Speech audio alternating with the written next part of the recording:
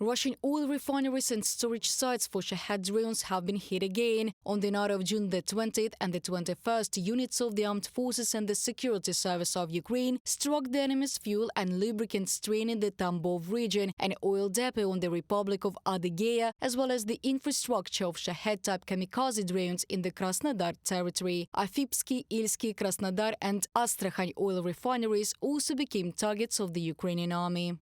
Ukrainian defense forces successfully hit a number of oil refining facilities and other important targets of the Russian Federation. The Ukrainian defense forces carried out a successful strike on the storage and preparation sites for Shahed 136, Gerain 2 training buildings, control and communication points for the crews of these UAVs located in the Krasnodar region. Based on the results of combat work, a series of explosions and a fire followed by detonation were recorded. From a message from the General Staff of the Armed Forces of Ukraine on Facebook.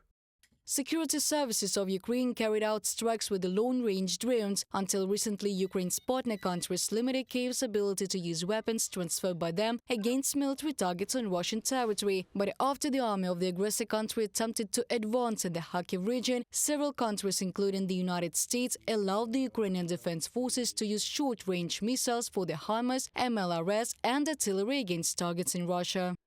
The ability to fire back is what this policy is aimed at. When we see Russian troops firing across the border, Ukraine can fire back at those ground forces using ammunition provided by the US, as we see Russian troops firing across the border.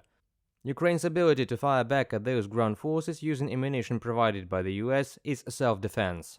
Patrick Ryder, Press Secretary of the Department of Defense of United States.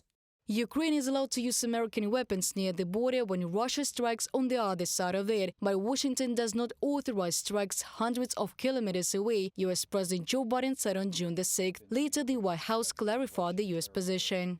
It extends to anywhere that Russian forces are coming across the border from the Russian side to the Ukrainian side to try to take additional Ukrainian territory. So that could include That's happened in Kharkiv. We've seen initial indications that Russia has made exploratory moves across in Sumy, and so it would apply there as well. This is not about geography, it's about common sense.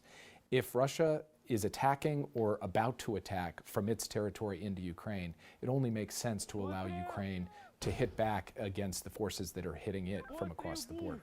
Permission for Ukraine from the United States to use its high-precision weapons against targets on Russian territory along the border of the Kharkiv and Sumy regions has already changed the situation in the region, military experts say. At the same time, partial permission is not enough. Therefore, Kyiv will likely seek the opportunity to hit targets in the operational and deep area on Russian territory. Если Украина будет четко, железно. If Ukraine strictly and firmly adheres to its obligations, as it works in American and European business, you sign an agreement. Die but fulfill it, if you have no other options.